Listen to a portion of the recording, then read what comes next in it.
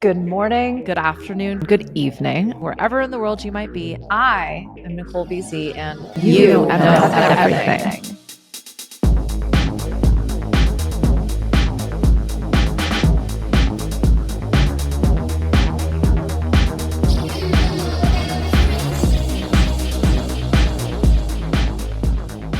Aloha. Thank you for joining me.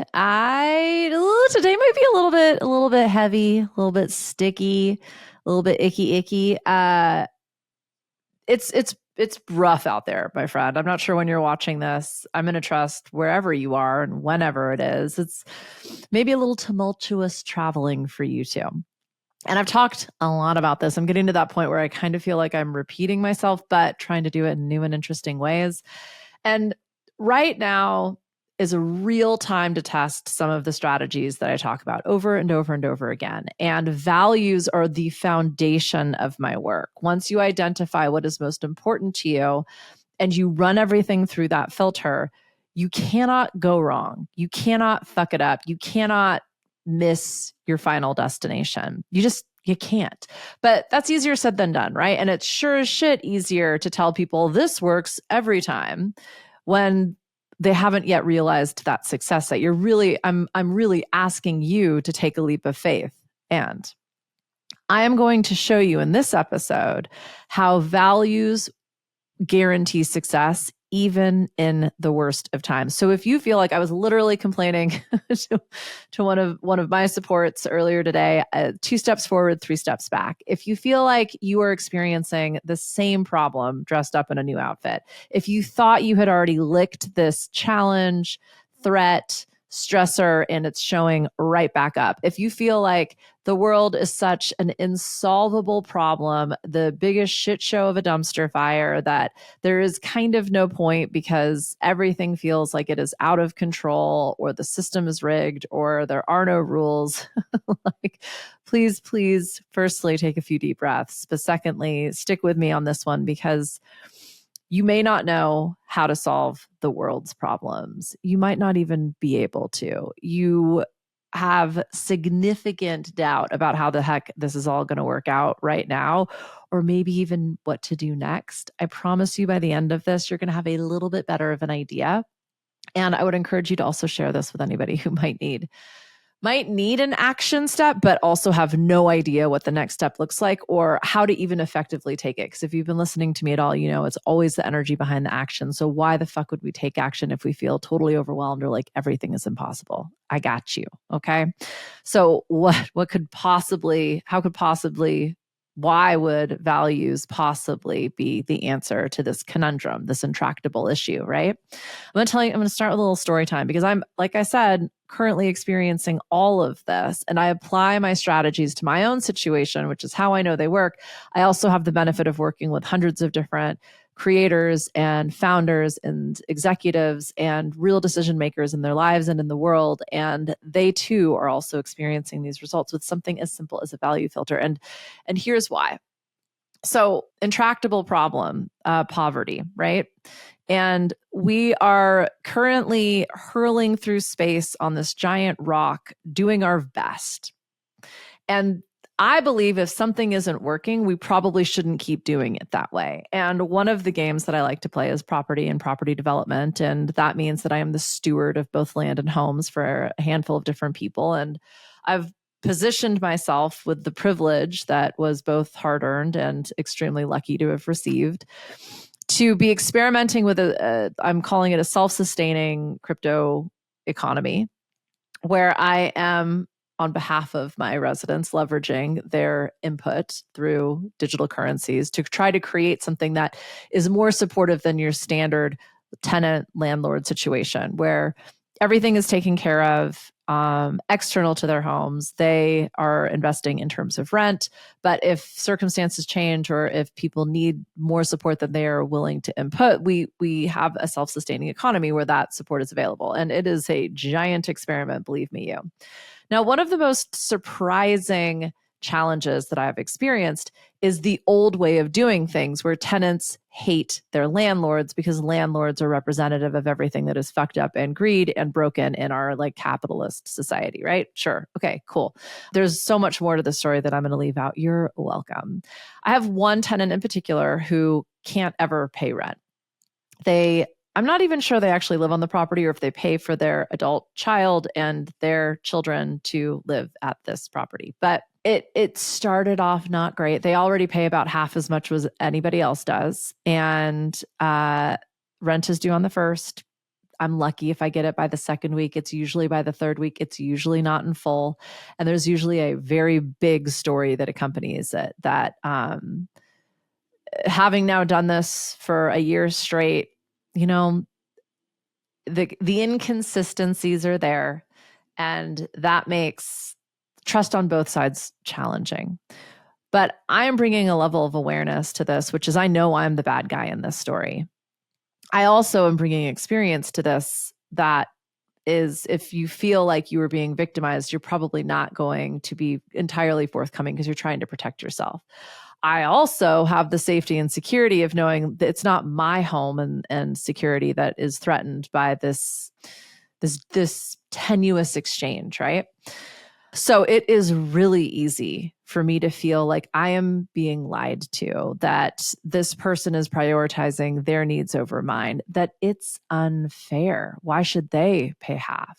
Why should they not have to pay on time when everybody else does? When I have bills and utilities and expenses and responsibilities directly attributed to this person's home that are then not fairly, quote unquote, supported, right? So I bring this story up because I challenged myself to create a very, very, very small space for a very, very, very small group of people to be able to experience safety and security in a beautiful setting where they were supported in their own creativity and endeavors. That was the goal. The values being, we recognize that this monetary exchange is the old way that we've approached this. There are new ways of creating exchange, and together we can try and step this out. Now, most of these people are not aware that I'm trying to create this self-sustaining economy, right? That like they're just simply engaging in your very standard like landlord-tenant exchange. I think they're experiencing a much more supportive exchange in the sense that everything is fixed, everything is beautiful, all the utilities and maintenance and landscaping, like it's all maintained on their behalf. And it is very safe and very beautiful. And I get feedback that says like, this has been really beautiful and thank you so much and so on and so forth, which obviously makes my ego feel really good. But the point being, it is reinforcing that I think I'm doing the right thing for the right reasons with mostly the right people. So again, I have this like outlier. And if it weren't for the values driving this, which I used to have my own financial values and my professional values and my personal values and my community values. And what I realized is like they all kind of roll up to these four things: freedom, fun, adventure, and excellence. And if I am running everything I do, every word that I say, every exchange and partnership that I create, every activity that I commit to through those filters, I can't fuck it up. And when I started to place judgment on this particular individual, that does not make it through my value filter. When it started to feel unfun, when I started to let myself off the hook in terms of excellence or adventure, that's when things got really cloudy and became even less desirable than they are in this moment. And I was having a conversation with the original owner. And it's so interesting because I think that was not something I had planned. I have my own challenges based on what was essentially presented. I haven't been in dialogue with that person in a long time. And so, you're often given these quote unquote opportunities, AKA challenges or problems, for a reason. And I was very honest in my communication. And I did it from a place of excellence. I wasn't blaming. I wasn't shaming. I was reporting the history of the last 9 months.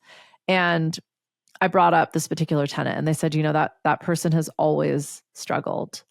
And this is the struggle. This is the struggle of the people. And when you have come from a place that has never been stable, and when you have come from a place where you've continually been under threat, and you've somehow managed to create any kind of an existence for yourself, that is through the lens of fight or flight, quite literally, of the victim and the bully.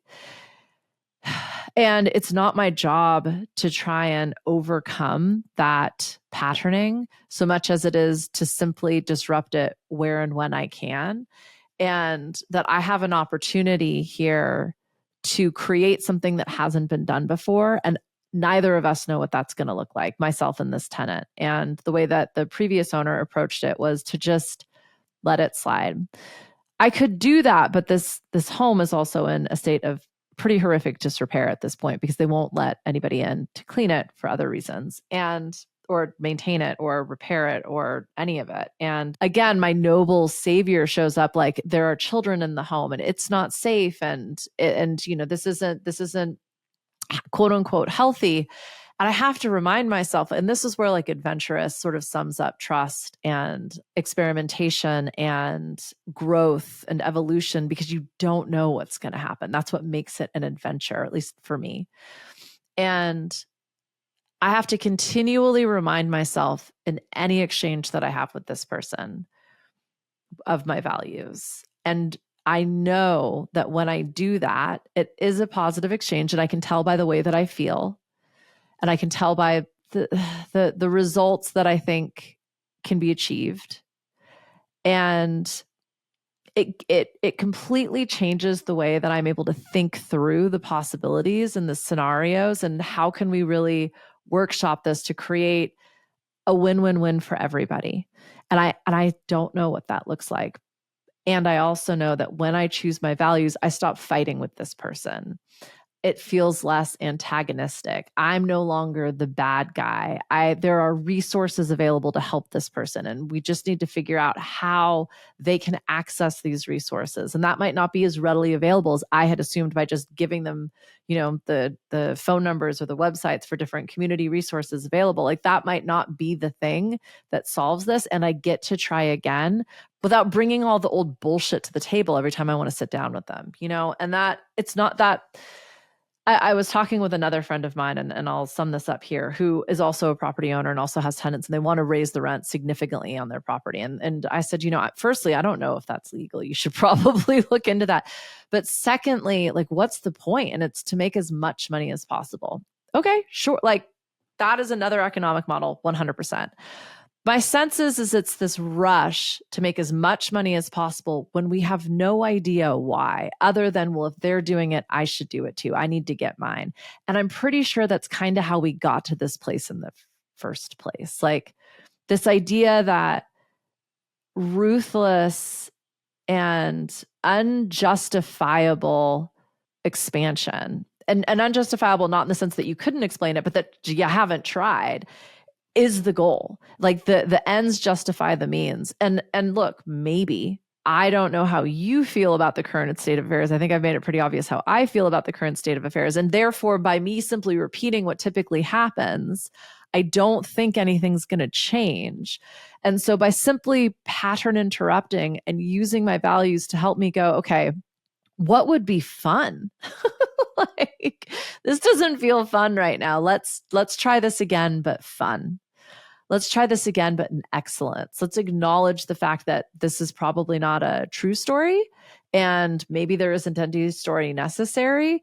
And how can we like get to a place of what feels like excellence on both of our parts, and just kind of being open to that. We've not really done that yet, so let's give it a go. And I don't know how I'm going to fix this yet, but I know it's going to get fixed because I can't go wrong when I run everything through my values. I'm really bad at sleeping, but I know that I am doing my best truly and wholly.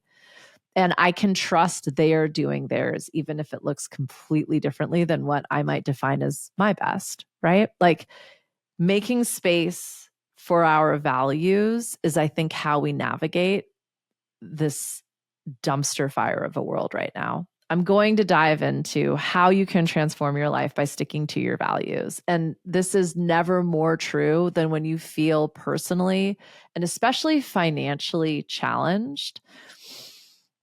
We can justify making quote unquote bad choices. That's a very loaded way of describing this, but we often justify that by releasing our values. And here's the thing, we can create a fuckload of success through bad choices. And when we get to that level, when we receive everything that we've been harvesting and trying, and growing, it's not fulfilling. It doesn't give us the joy or the expansion or the results that we thought. And I can say that I have done that multiple times where I've done everything I set out to do, and it's so disappointing to actually check off everything on your bucket list and then be like, and this is what that looks like. The fuck do I do now?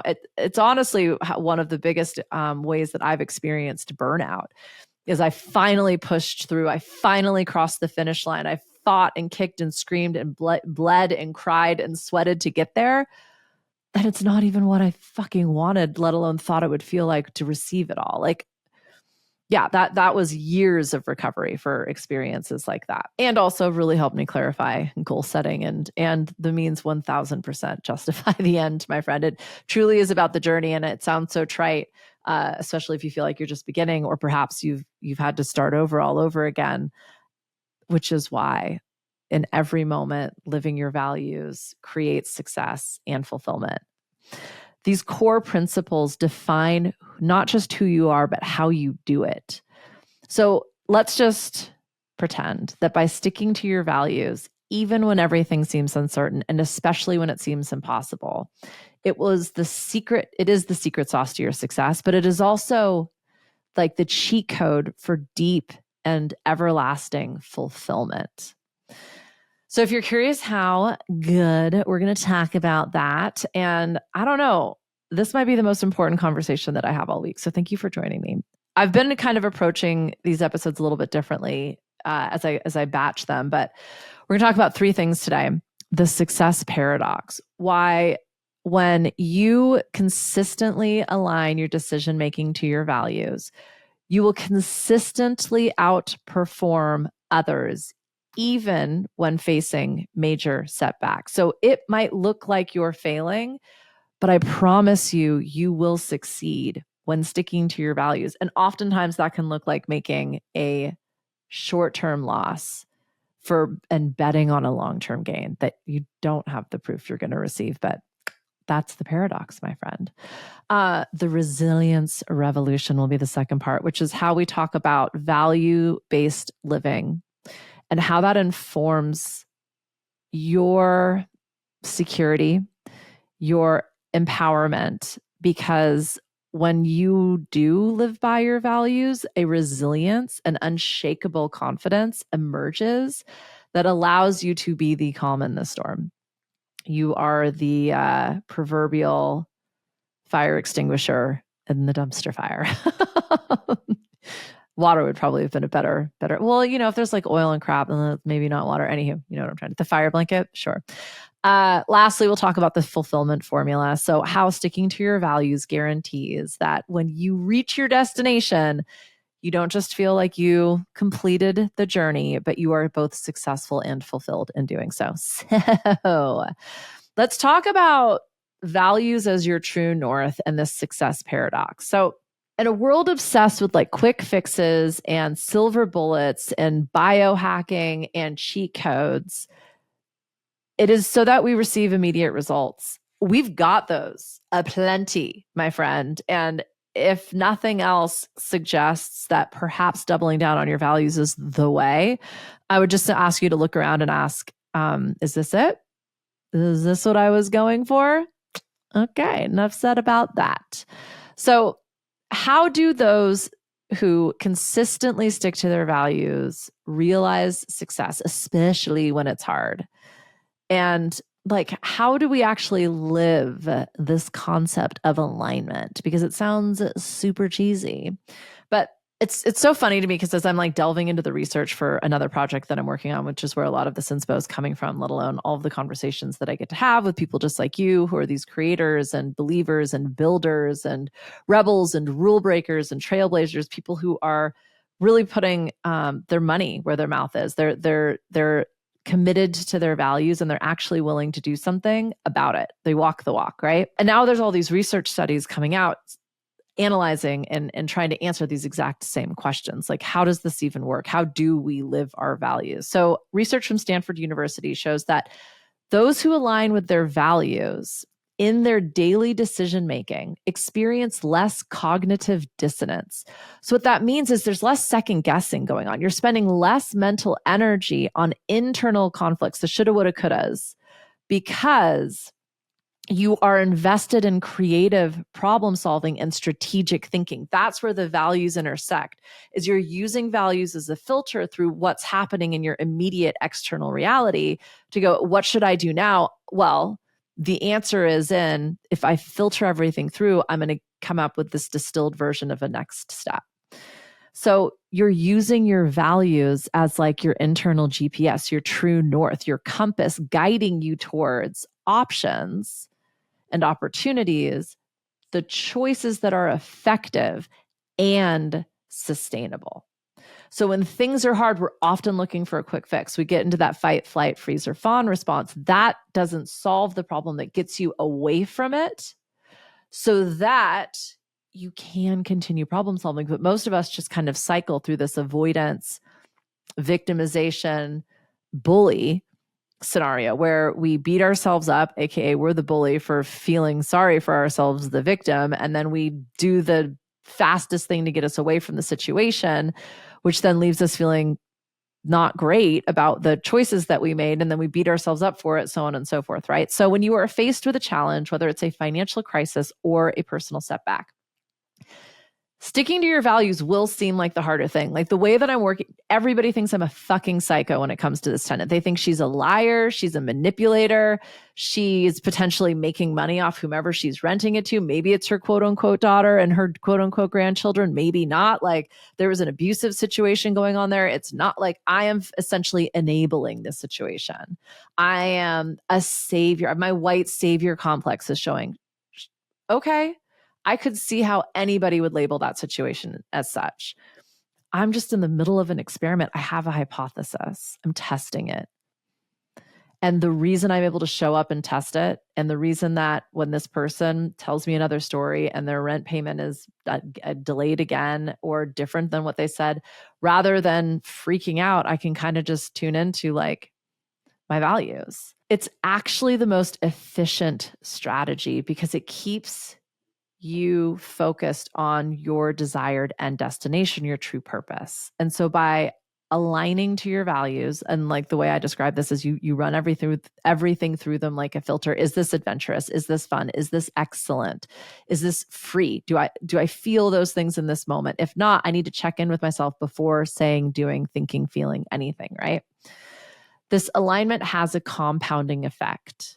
When we do little things with this in mind, we experience exponential results. I said that word and I was like, that doesn't sound right. I think it was. I think I nailed it the first time.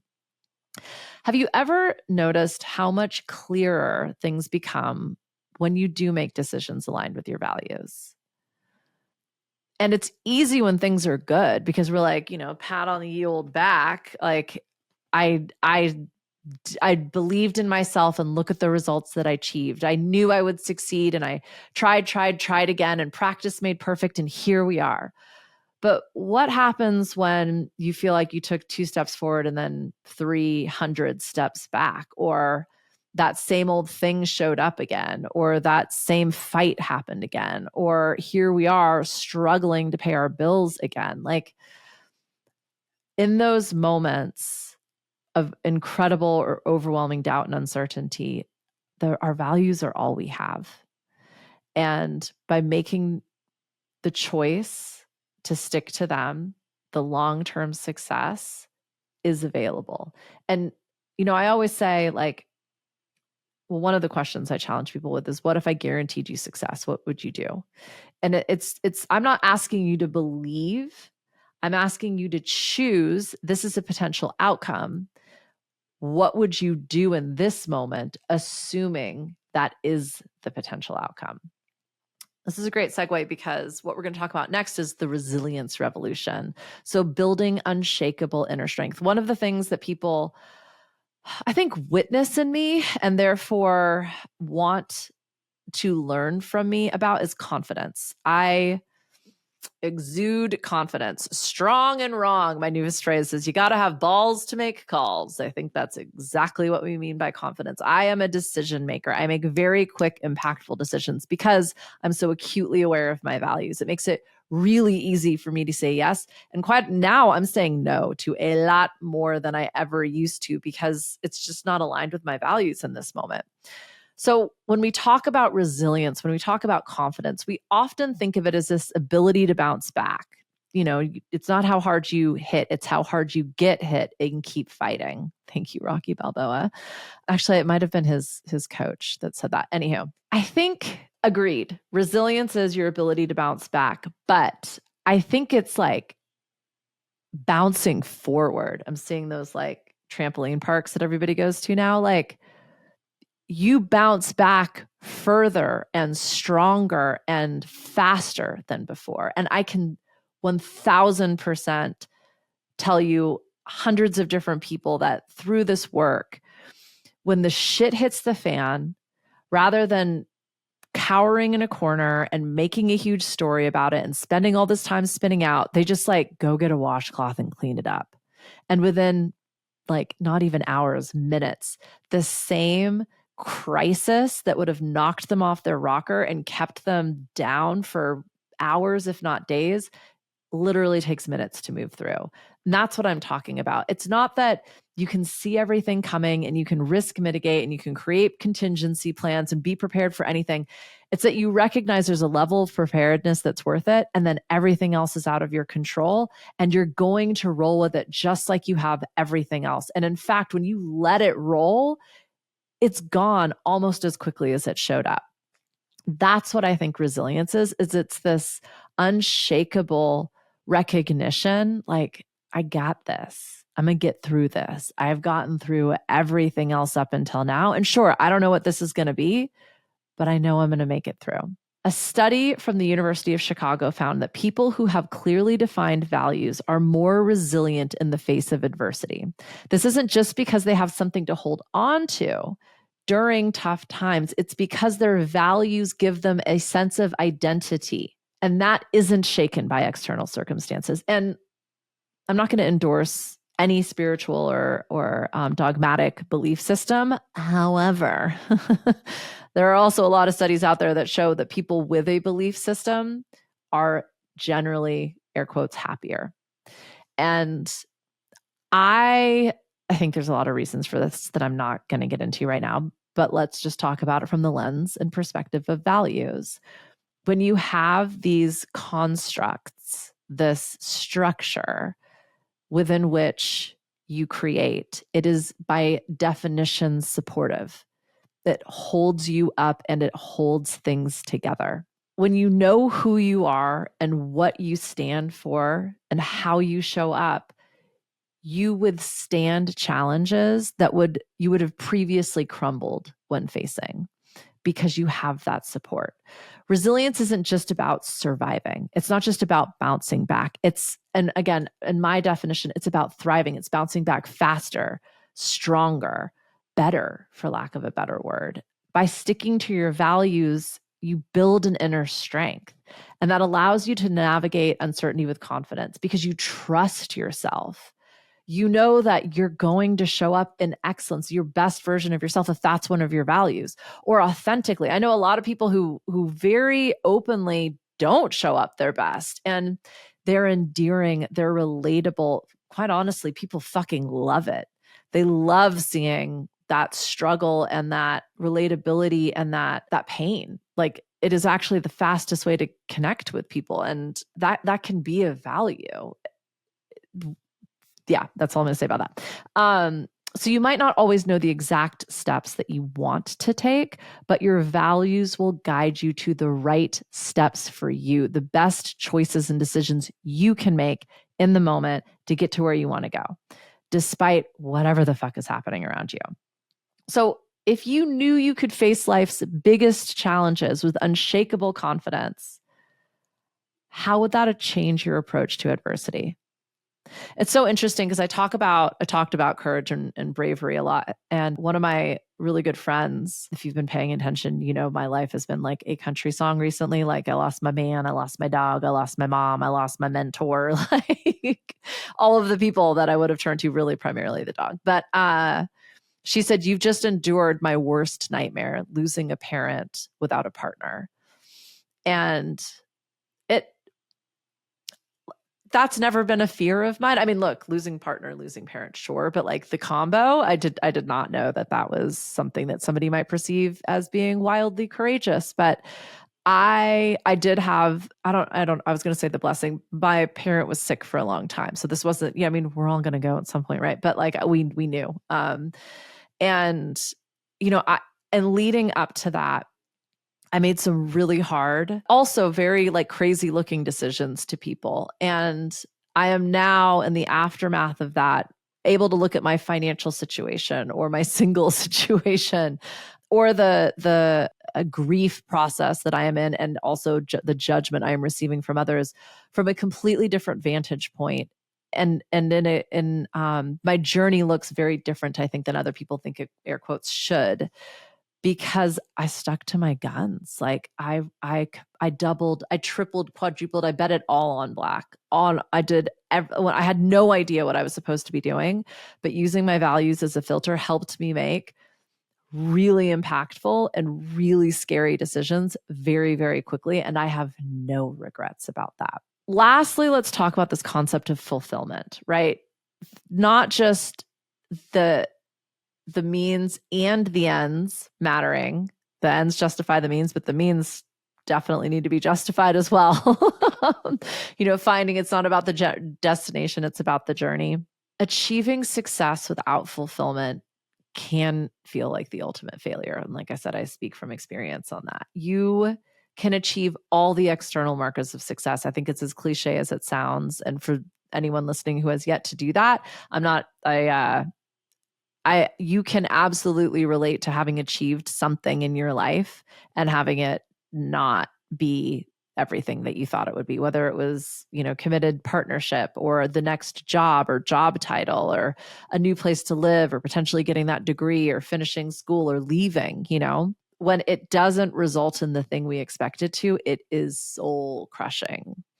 And money, status, power are of no value without fulfillment. And values are how, no matter what you do, you will fill your cup, not just along the way, but you will be able to enjoy and celebrate and truly experience everything you've worked so hard to create. So the Journal of Positive Psychology wrote an article about that individuals who live their values report higher levels of life satisfaction and joy, regardless of external circumstance. Because success isn't just about achieving goals, it's about achieving the goals that are most aligned to your values.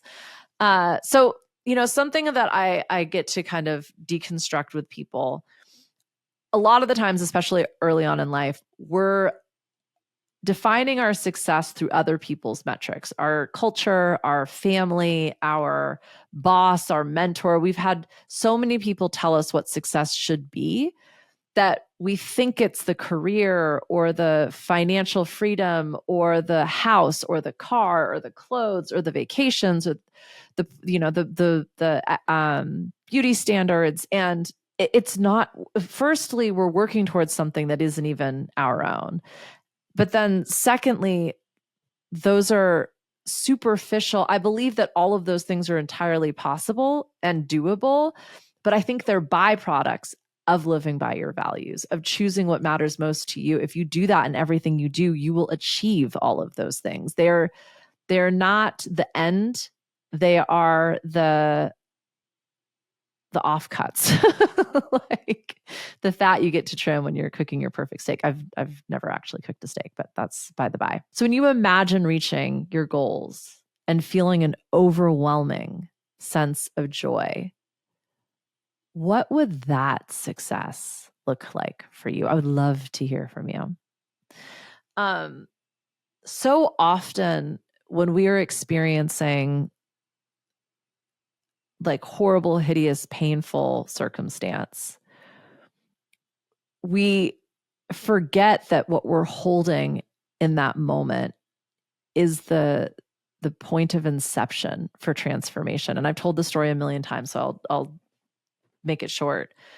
But about 4 years ago, almost to the day, I was sobbing on my floor. I had knee-jerk responded to the pandemic and forced closures, and I sold my house for a variety of different reasons. And I made a mistake. I made a six-figure mistake. And I had this opportunity to either sign the agreement and live with it or not and start again at square one. And the reality was I didn't feel like I had a choice. And I signed the agreement and I swallowed the six-figure mistake. And then I collapsed on the floor and sobbed. And about 20 minutes into it, I thought, okay, well, this isn't helping anything. And I've got a client in about 15 minutes. So I either need to cancel them or I need to get my fucking shit together. And this was a very, let's call it an honest mistake. I did not know it was coming until I was presented with that contract. And I was like, holy shit, how did I miss this? And I thought, you know what? Let's pretend. Let's play make-believe. What if this happened for a reason? What if you were at this point of inception and we don't know what just got created and where this is all going? But we do believe we made the right decision in this moment. And therefore, something fucking amazing is going to happen as a result. It's just not right now. And in fact, by rolling with these punches, by acknowledging the fact that we made a clerical error, we'll never have to make that mistake again. Cool. And if you can make a six-figure mistake, you're a fucking badass. That's an annual salary. That's a hefty annual salary. That's the kind of money you dreamed of when you were younger. And now you can just lose it on a piece of paper. Like, how about that for a fucking outcome? And I got up and I had a great session with my client. And lo and behold, that decision allowed me to make one of the best investments that I've made in my entire career. I made up for that 40x. Is that accurate? Sure, math. Fun. So the point being, there are ways to change how you are feeling, thinking, experiencing your environment. And your values will point you in the right direction. Adventurous, playing make-believe. Fun, finding a way to celebrate this moment. Excellence, recognizing I am not going to sit here sobbing like it's doing nothing for no one, most of all myself. And this, I feel trapped, not free. Let's lean into each one of those things. And within 30 minutes, I was off and running again without bypassing. I was able to experience that moment for what it was and let it go. Something else I think that kind of hides underneath this value exercise is this concept of deserving. And I've really struggled with it. I think we've gotten very combative when it comes to this concept of privilege and deserving. And I used to think like nobody deserves anything. We've all got to earn it. And then once you've earned it, AKA you've got that privilege, it's time to give it back, right? And I'm not suggesting that's wrong, but as I've kind of evolved my own thinking and how I want to impact this world, living my values, what I realized is it's not about me deserving anything. It's about everybody deserving it. We all deserve this level of agency and impact and security and safety and joy and beauty and love and connect. Like, we all deserve that innately, simply because we're here. No one person more than the other. And I think that's what our values connect us to, is this true sense of deserving. And by living your values, you can give yourself everything that you deserve. So firstly, start by clarifying your values. In the show notes, I'll link, Brene Brown has a list of values. There's tons of this. I mean, just Google list of values online, but I like Brene's because she's a fucking legend. And, like, shout out. You're only allowed 3 to 5. And what I found through, and this is why, like, I distilled like my money values and my connection values and my community values and my spirit, like, down to just 4, is because I found they all kind of roll up. Like, adventurous includes so many concepts and things that I think are paramount to my living, especially the, like, rolling with the punches and how do you show up in the face of adversity and what happens when things don't go according to plan and how spontaneous can you be and how, anywho. So clarify your values, write them down, reflect on them. And the next time you're faced with a tough decision, let those values guide you. Stick to them, especially when it's hard. And I joke around with people, like, do this to practice and, like, low impact situations. Like, when I teach people about, like, setting boundaries and saying no, like, when the barista asks you if you want, like, a grande or a venti, you can be like, absolutely not. Like, have a little fun with it. That probably got really loud. Sorry about that. But stick to your values when somebody says, like, do you want cheese with that? And it's like, oh, this is interesting because I really do want cheese, but I know I'm not supposed to be eating cheese right now. So does cheese feel fun and excellent and adventurous and free? The answer is yes. So I'm going to eat that cheese and enjoy every damn bite, right?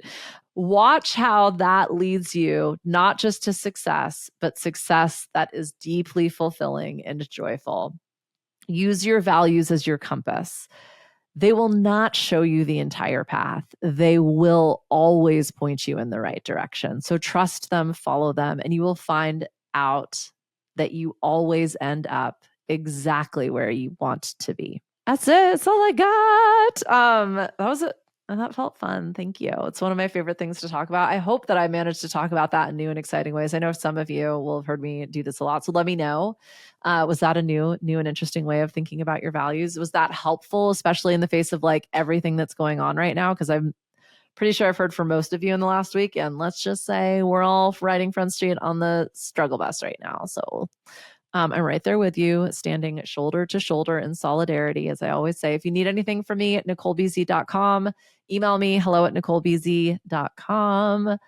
Check out all the gajillions of resources. I'm jumping platforms. Once again, it's been 18 months. I withstood it for so long. I love, like, new tech and making systems crazy. And I have a rule, like, I'm only allowed to do it every 18 months. So we'll be doing all that really soon. So everything's going to get a little freshen up. And that's all I got. So thank you so much for being here. I love you. I do this for you. I wouldn't do it without you. I couldn't.